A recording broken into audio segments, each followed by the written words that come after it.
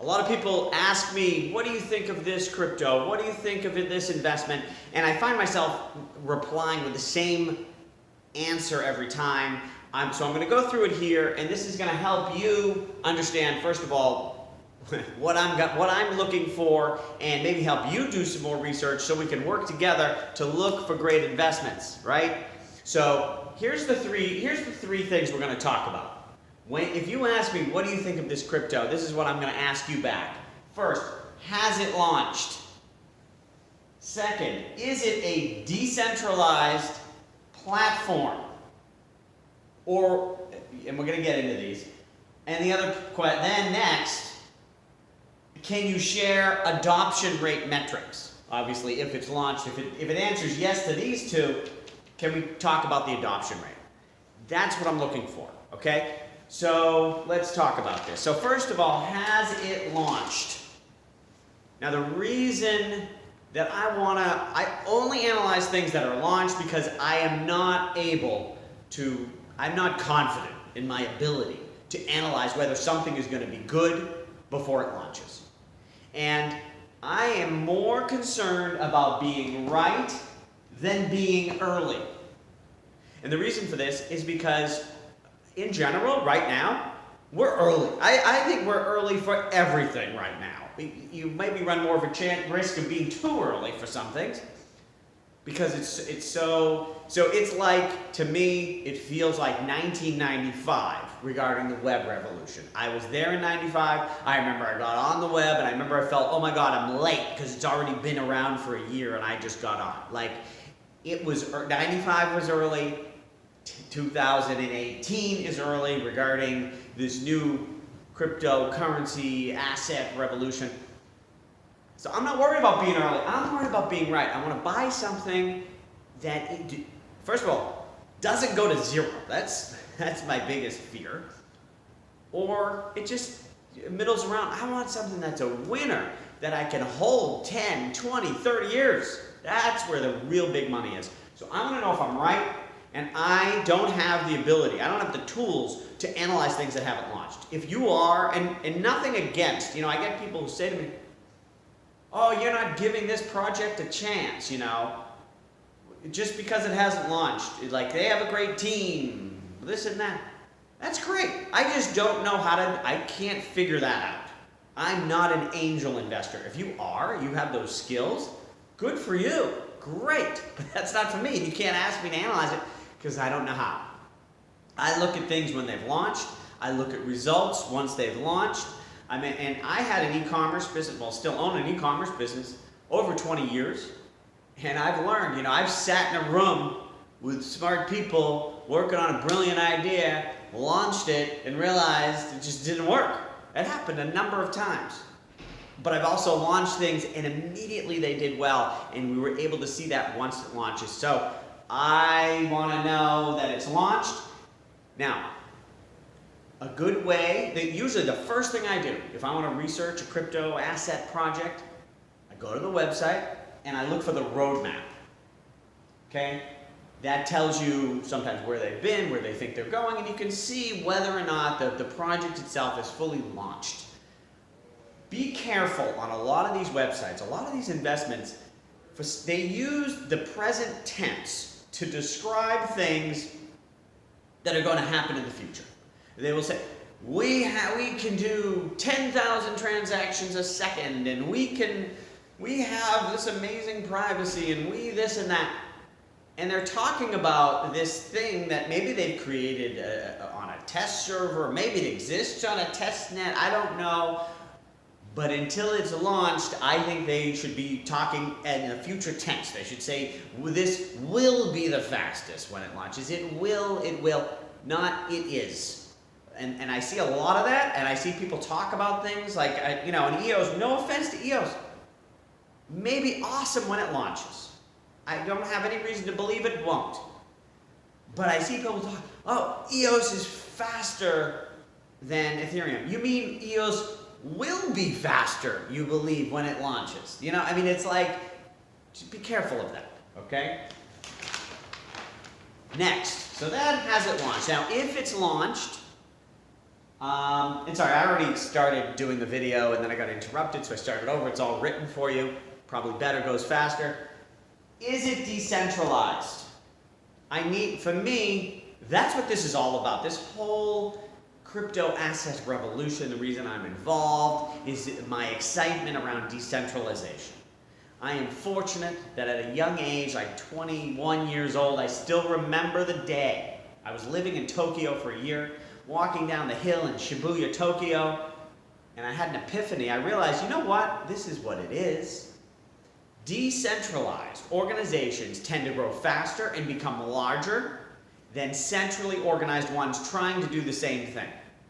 And so when I look at two things and which way should I go, the one that's more decentralized, I go for. That has made all the difference for me. That's why when I saw the web in '94, I immediately jumped on. When I saw Bitcoin, it's why I bought when it was around $350. And it's why I'm involved in this whole movement. So that is not to say that all centralized organizations are bad or are going to zero, and they're not, okay? But for me, I'm all about the decentralization. I find that exciting. Industries that are centrally organized moving to decentralization, that's where my excitement is. That's what I care about. So that's all I invest in. If it's not decentralized, it doesn't mean it's bad. I own Google stock, okay? It's a centrally organized company. That doesn't mean I hate it. I'm just saying for this stuff, I want to know it's decentralized. Now, be careful of projects that are launched and they're going to become decentralized. And again, that's fine, but I'm not interested until it is decentralized. Remember, it can be more difficult, or it's simply a different skill to be decentralized than centralized. So for example, NEO and IOTA are two projects that say, in the future we're going to be decentralized. Great, and maybe they will. But until they are, I'm not interested. Because also you may see, and I don't know this is the case with NEO or IOTA, everything's working wonderfully, and all of a sudden they move to a decentralized platform, and now it's slower, certain things don't work, or it takes longer than expected to get there. I am going to wait and see until it's decentralized. I don't want it, so you don't even ask me, okay? Because I'm not interested. The next is it a platform? And I guess before I got to that, I was writing here about. So I'm going to talk in a second about why I invest in platforms. And I do not, if you want to invest in a pure coin, it's just a coin, right? There's so many of these have come out this year. It's a coin you can use, it's fast, it's inexpensive, it uses proof of stake, it has privacy, all these awesome features on a coin. It's better than Bitcoin. I'm not interested. Because I'm buying Bitcoin. Because the Lightning Network recently launched. I advise everybody to study all you can because it's not easy.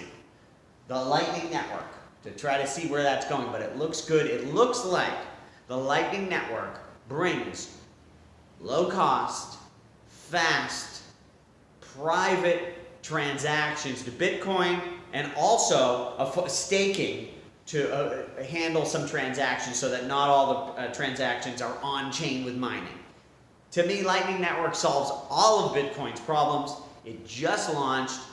That's what I'm watching. That's the coin. If it's just a coin, forget about it. I want Bitcoin. I want Lightning Network. But that's just coins. I think there are other things we can invest in, and they are these crypto asset platforms.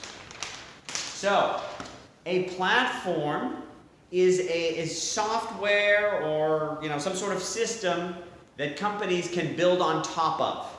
Ethereum is a platform because companies are using the Ethereum system to build another business, whether it's a decentralized exchange or it's something for storing people's identity, or it's creating system of ticketing and whatever it is, you can see there's thousands of companies building on top of Ethereum because Ethereum is a platform.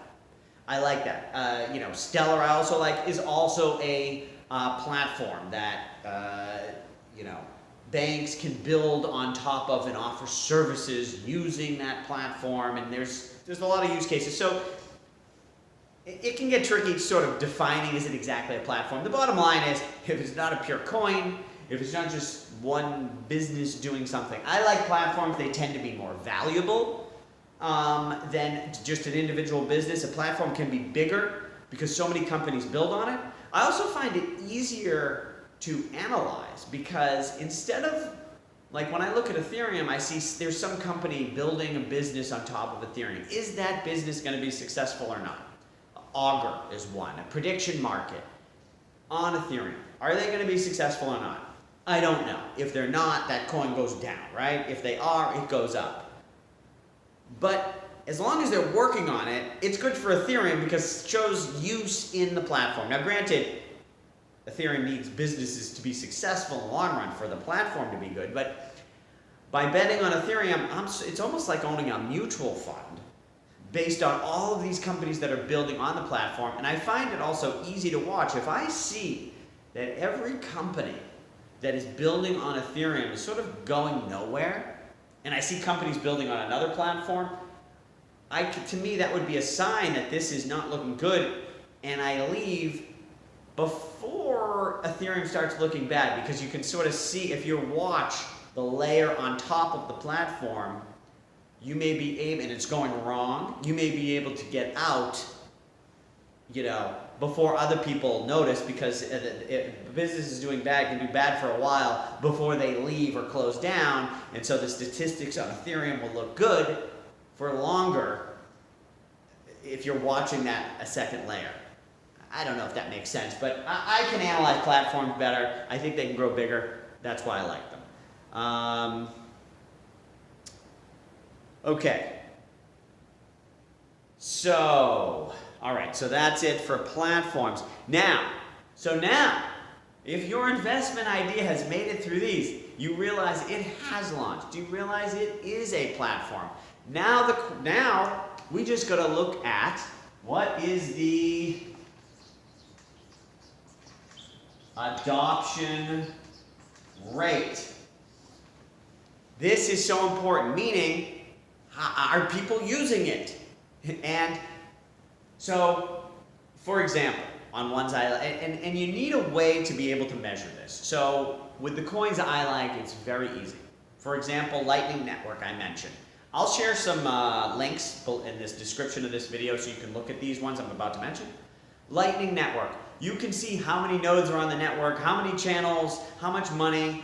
You can watch it. In fact, I might start looking at this once a week, pull it up, put in a little spreadsheet, how many nodes, how many transactions, how many dollars, so I can start plotting the growth rate. I can watch it. That is available. Ethereum, how many transactions per day? You can go and easily see that. I'd love to see more detail, like what type of transactions, what percentage of those are CryptoKitties and ICOs, and what percentages are businesses. I don't have all that data, but at least I can see the transactions per day growth. And Stellar, also there's a link. I can see how many transactions per day. I can see if the growth is happening. I want to watch real metrics. The price of a crypto asset is not a metric, okay? You need to watch actual use, actual value metrics, because what can help is, for example, you see Stellar transactions per day going straight up, and the price of Stellar is not going up. That's great. Then that's a sign to buy, right? Or the other way around. I'm watching Ethereum, price is up, everybody loves it, and you see transactions going down. Something's wrong, right? So you want to watch those. Now, what about, some people ask, well, I don't know the adoption. We don't have that data. If you don't have that data, how do you know if it's good? And here's, because I have owned an e-commerce company for over 20 years. I know I don't work there anymore. I still own it, but for many years I was, CEO. I can't tell you how many brilliant ideas I sat around a table with people with our plan, and we're going to launch this thing. Oh my God, it's going to be great. Customers are going to love it, or affiliates are going to love this tool, and something's going to be awesome. And we launch it, and it's crickets. You hear that? Nothing. I can't tell you how many good ideas turned out to be crap, go nowhere, nobody cared. So not only do you have to launch it, but are people using it? And can you measure that and watch it? If I can't see that measurement, if I can't see if it's being used, I don't know. I don't care how great it sounds. And sometimes the things that sound the best actually end up not working at all. It's weird how that happens. I don't know if I can get into why that happens, but often the things that sound amazing, often the best ideas are sort of, oh, that looks cool. Yeah, that makes sense. Okay, yeah, I don't know, might be good. And it friggin' blows up. And another point about adoption rate that I've noticed, one of the most is, out of the gate. For those of you who don't know that saying, what's it like out of the gate? Meaning the first second you launch. For example, look at Lightning Network. One reason I'm excited about it. They haven't even really turned on the mainnet. It's mostly the test net, but you can get on the mainnet, and everybody's jumping on. People can't wait, and it's growing fast already, and it's not even officially open yet. I'd like to see that, I've launched things like, again, with my e-commerce business. My best hit with e-commerce was created one of the first affiliate white label programs for getting your own store for free, whatever. I had people signing up before I launched, meaning people were calling me, they wanted it, and I'm like, it's almost ready. And then I had it sort of set up on test, and I was testing it, didn't tell anyone the URL. People found the URL and signed up before I even announced where it was. I don't know how they even found it.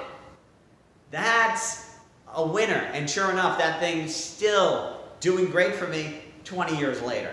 Out of the gate, and I've launched things too that sound awesome, it's gonna be great, we launch it and nobody signs up, nobody buys, nobody, and I'm like, okay, fine, let's tweak this, let's do some marketing, let's spend some money on advertising, we'll get the word out, then people will come, and maybe they come a little bit, but out of the gate performance, very important. So I like to watch those adoption rates, and I want to see the growth rate. One of the reasons I love Ethereum, I've talked about this before. I hate to use a piece of paper just to draw a line up from the left to the right. I'll save my paper. Ethereum's transactions per day have been growing at about 10x for the last 3 years. From 5,000 to 50,000 to 500,000. I bet next year we're at 5 million. Okay? Transactions per day. That's that's a 10x per year. For me, when you see huge growth like that,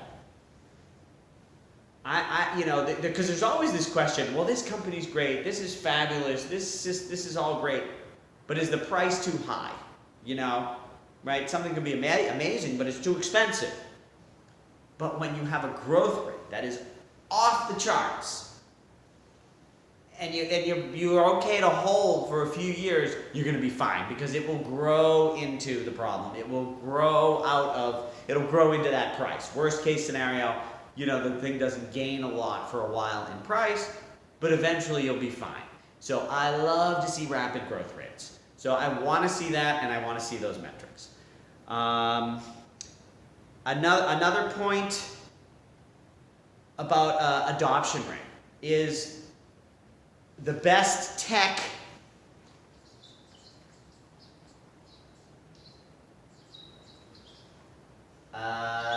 does not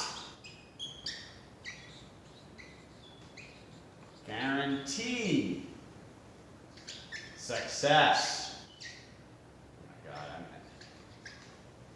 Sorry, handwriting, spelling. Really, I mean, I gotta admit, I'm not the best at spelling, and I have spell check. There's no spell check on this thing. You know. Anyways, so it's all about adoption rate, and we've seen this before in history, right? VHS against Betamax. For those of you who are as old as I am, may remember this classic battle. Betamax technology was better. But VHS had the adoption. I think they were with Sony, or I don't know who they got in with some bigger companies, had bigger scale, and it won.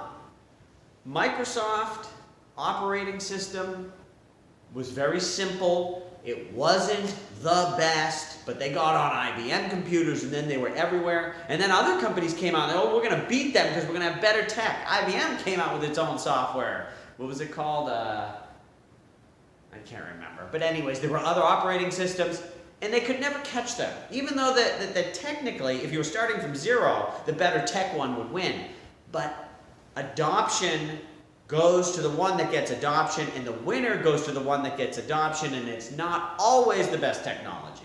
And so that's another warning about EOS. Again, I am going against EOS, and it may be successful, and it may be the greatest thing.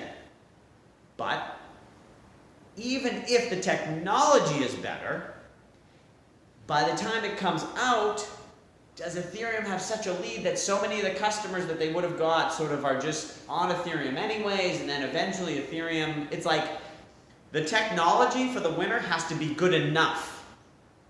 It doesn't have to be the best. So again, adoption rate is more important than the tech, okay? That would have been better. Adoption rate, greater sign than tech. Anyways, I think you get the point.